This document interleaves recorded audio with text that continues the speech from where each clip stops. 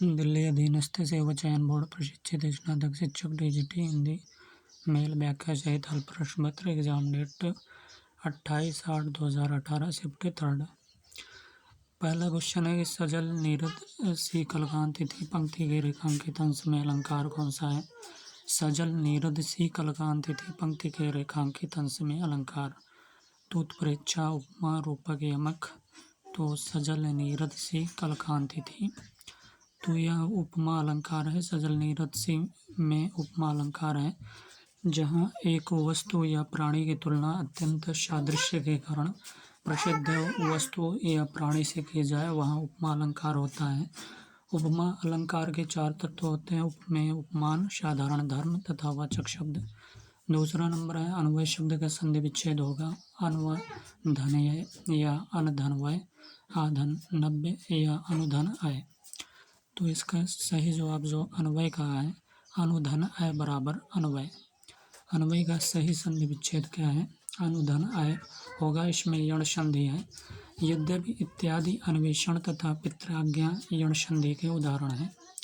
तीसरा क्वेश्चन है कि सुश्री हिमा दास दौड़ में प्रथम स्थान पर आई हैं। सुश्री हिमा दास दौड़ में क्या आई हैं प्रथम स्थान आई हैं। वाक्य में भाववाचक संज्ञा शब्द है कौन सा दौड़ है या सुश्री प्रथम या हिमा दास।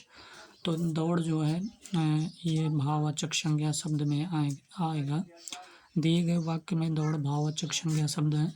जिन शब्दों से किसी चीज़ या पदार्थ की अवस्था, दशा या भाव का बोध होता है उन्हें भाववाचक संज्ञा कहते हैं। चौथा क्वेश्चन है कौन सा शब्द अश्व का पर्यायवाची नहीं है कुरंग, घोटक, सैंधव। तो कुरंग जो है ये हिरण का पर्यायवाची शब्द है, बल्कि घोड़ा का पर्यायवाची है होता है घोटक, सैंधव है घोटक, सैंधव। यह अश्व का पर्यायवाची जो है होता है घोटक, सैंधव। तुरंग, बाजी, घोड़ा, रविपुत्र आदि अश्व के पर्यायवाची है घोटक, सैंधव, तुरंग, बाजी, घोड़ा, रविपुत्र। न रहेगा बांस न बजेगी बांसुरी। लोकोक्ति का अर्थ है कि न रहेगा बांस न बजेगी बांसुरी।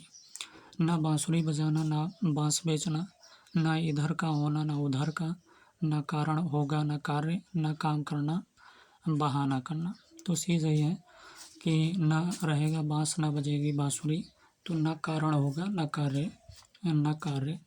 तो रहेगा न रहेगा बांस न बजेगी बांसुरी लोकोक्ति का अर्थ क्या होगा कि न कारण होगा न कार्य, अर्थात कारण को ही समाप्त कर देने से कार्य स्वतः ही समाप्त हो जाता है।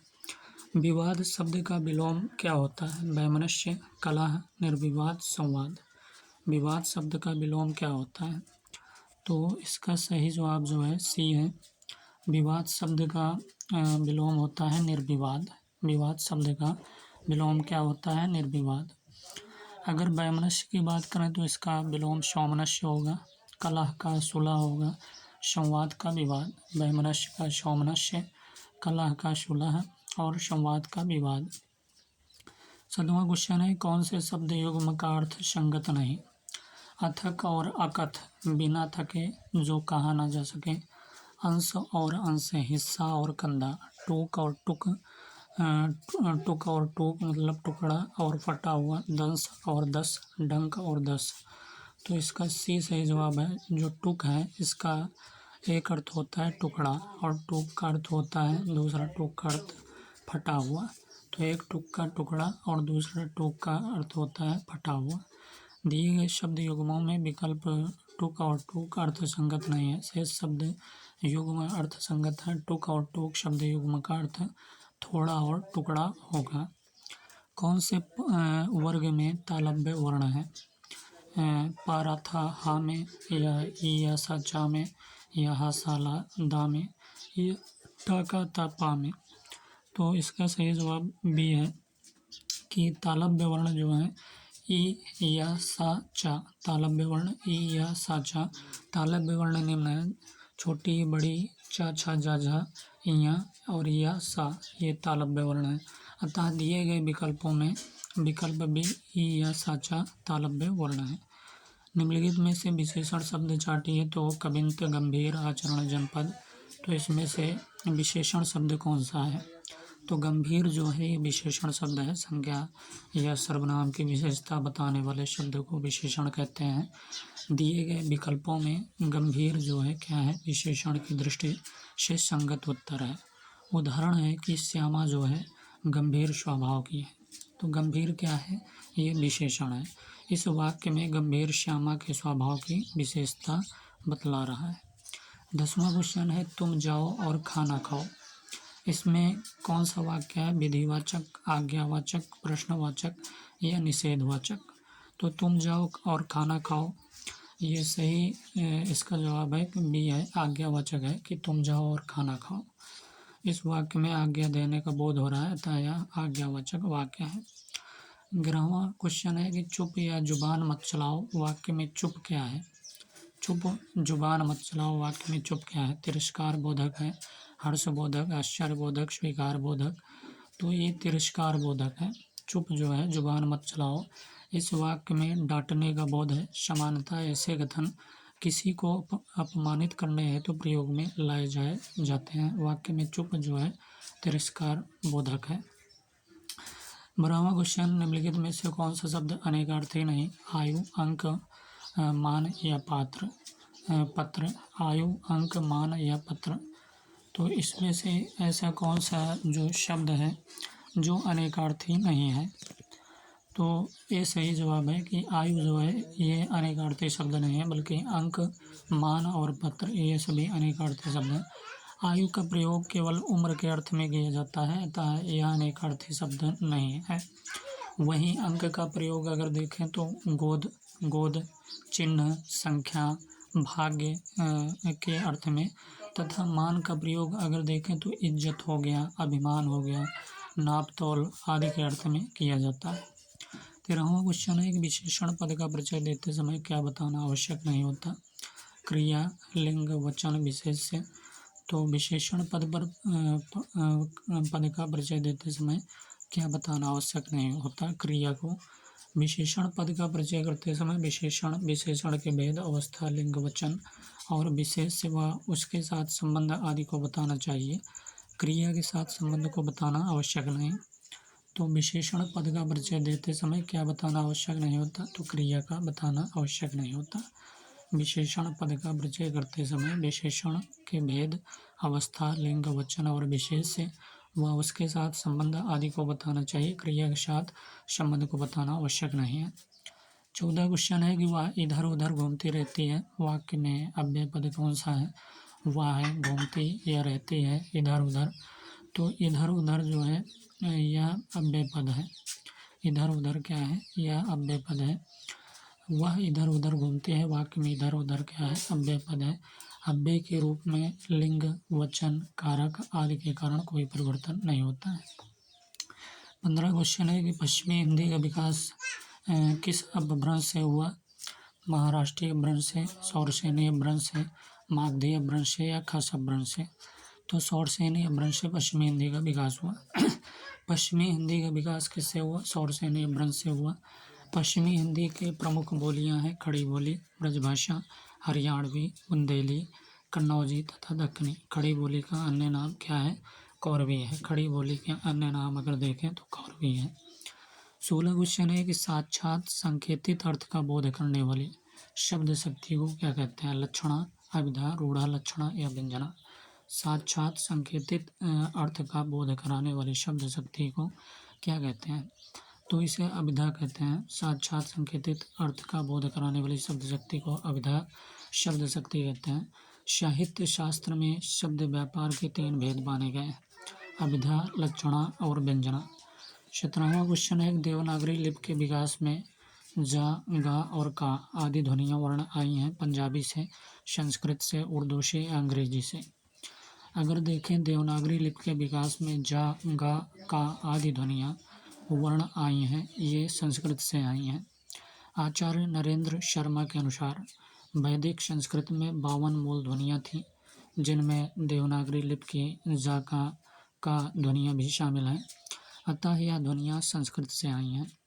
आ ध्वनि देवनागरी में अंग्रेजी से आई ध्वनि है।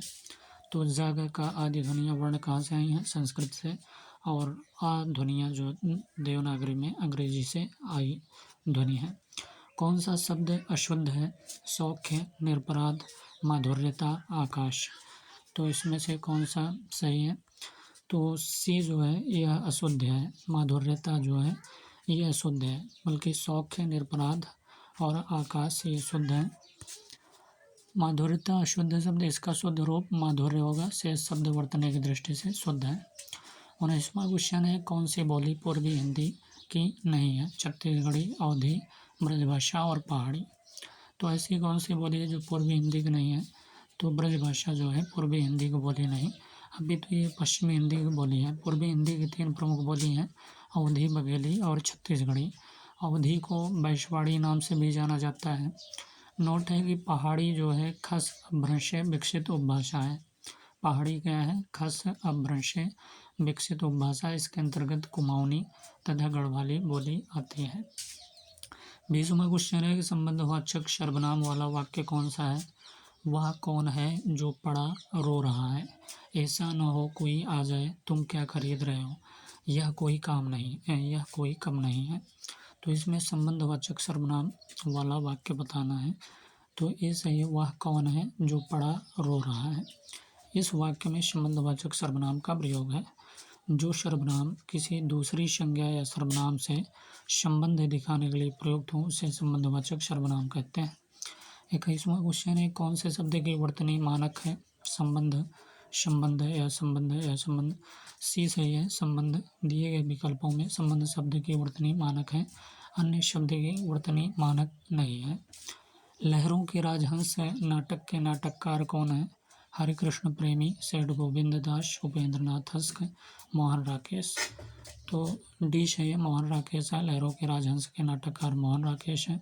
इसका प्रकाशन की बात करें तो 1963 ईस्वी में हुआ। यह क्या है? एक ऐतिहासिक नाटक है। आषाढ़ का एक दिन 1958 में, आधे अधूरे 1969 में। इनके अन्य प्रसिद्ध नाटक अगर देखें, नाटक हैं हरिकृष्ण प्रेमी, प्रसादोत्तर युगीन ऐतिहासिक नाटककार हैं। इनका जो नाटक है ऐतिहासिक नाटक स्वप्नभंग है, आहुति है, शतरंज के खिलाड़ी इनके नाटक हैं। स्वप्नभंग, आहुति और शतरंज के खिलाड़ी इनके क्या हैं? ऐतिहासिक नाटक हैं हरिकृष्ण प्रेमी के। 23 क्वेश्चन है, धर्मवीर भारती कृत अंधा युग किस श्रेणी का नाटक है? तो ये गीति नाट्य है, ऐतिहासिक है या प्रतीकात्मक है या महाकाव्यात्मक है? तो अगर धर्मवीर भारती कृत अंधा युग किस श्रेणी का नाटक है तो ये गीति नाट्य श्रेणी का नाटक है। अंधा युग की बात करें तो 1955 ईस्वी धर्मवीर भारती के गीत नाट्य की रचना है। इसका कथानक जो है महाभारत के युद्ध के अंतिम दिन के घटना पर आधारित है। जयशंकर प्रसाद को नाट्य लेखन का प्रवर्तक माना जाता है। प्रसाद के ही करुणालय 1912 ईस्वी को हिंदी का प्रथम गीति नाट्य माना जाता है। प्रसाद के ही करुणालय जो नाटक है 1912 ईस्वी को हिंदी का प्रथम अगर गीत नाट्य माना जाता है तो वो जयशंकर प्रसाद का करुणालय 1912 ईस्वी को का है। 24 क्वेश्चन है, महाप्राण व्यंजन होता है प्रत्येक वर्ग का? पहला और दूसरा, या दूसरा और चौथा, या तीसरा और पांचवा, या दूसरा और तीसरा। तो अगर महाप्राण व्यंजन की बात करें तो इसका सही जवाब भी है, दूसरा और चौथा जो होता है ये महाप्राण व्यंजन होता है प्रत्येक वर्ग का। तो हिंदी वर्णमाला के व्यंजनों को उच्चारण स्थान और प्रयत्न स्थान के आधार पर 2 भागों में विभाजित किया जाता है। बाह्य प्रयत्न के आधार पर घोष, अघोष, अल्पप्राण तथा महाप्राण 4 भाग किए गए हैं। प्रत्येक वर्ग का छठा तथा वर्ग के द्वितीय व चतुर्थ वर्णों को महाप्राण ध्वनि कहते हैं।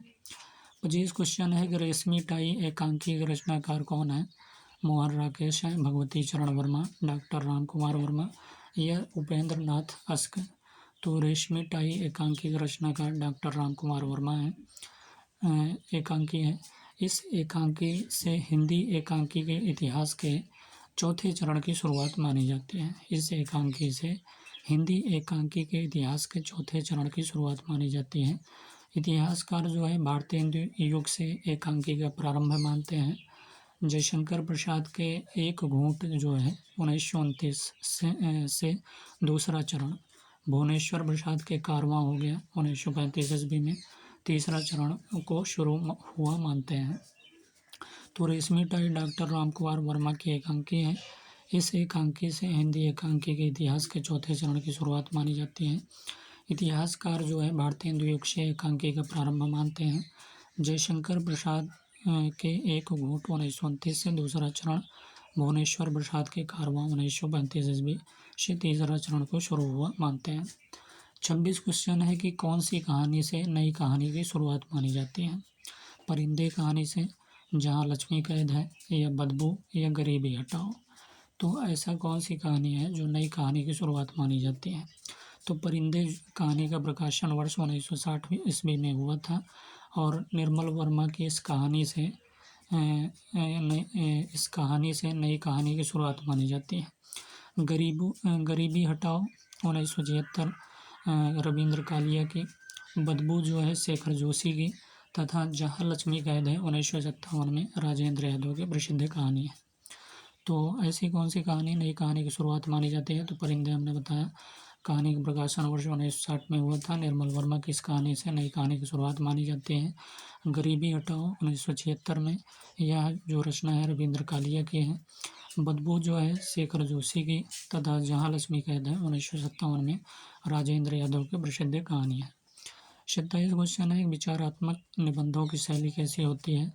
धारा शैली, व्यास शैली, या तरंग शैली, या समाज शैली। तो अगर देखें विचारात्मक निबंधों की शैली होती है तो ये धारा शैली होती है। विचारात्मक निबंधों की शैली कैसी होती है, धारा शैली होती है। इसमें लेखक विचारों को एक प्रवाह में व्यक्त करता है। विचारात्मक निबंधों में कल्पना और चिंतन शक्ति से काम लिया जाता है। अगला क्वेश्चन है कि परख और त्यागपत्र उपन्यासों के लेखक कौन हैं। जैनेन्द्र चतुरसेन शास्त्री, अज्ञेय और प्रेमचंद। तो परख और त्यागपत्र उपन्यास की बात करें तो ये जैनेन्द्र की रचना है। परख जो है 1929 ईस्वी तथा त्यागपत्र जो है 1937 ईस्वी। उपन्यासों के लेखक कौन है, जैनेन्द्र कुमार है। जैनेन्द्र कुमार को मनोविश्लेषणवादी उपन्यासकार माना जाता है। सुनीता जो है 1934 ईस्वी, कल्याणी 1939 ईस्वी, शुकदा 1952 ईस्वी तथा विवर्त जो है 1953 ईस्वी। इनके अन्य प्रमुख उपन्यास हैं। जैनेन्द्र के उपन्यासों का मूल विषय काम, पीड़ा एवं अहम का समर्पण है। 29 क्वेश्चन है, राजभाषा आयोग गठित करने के प्रावधान संविधान के कौन से अनुच्छेद हैं। तो 345, 346, 343 या 344। तो डी सही है, 344। भारतीय संविधान के भाग 17 में अनुच्छेद 343, 351 तक राजभाषा का प्रावधान किया गया है। अनुच्छेद 344 में कहा गया है कि राष्ट्रपति जो है 5 वर्ष के बाद और उसके बाद हर 10 वर्ष की समाप्ति पर राजभाषा आयोग का गठन करेगा, अतः अनुच्छेद 344 संगत उत्तर है। तो राजभाषा आयोग गठित करने के प्रावधान संविधान के कौन से अनुच्छेद में है। तो 29 का डी हमने बताया, 344। भारतीय संविधान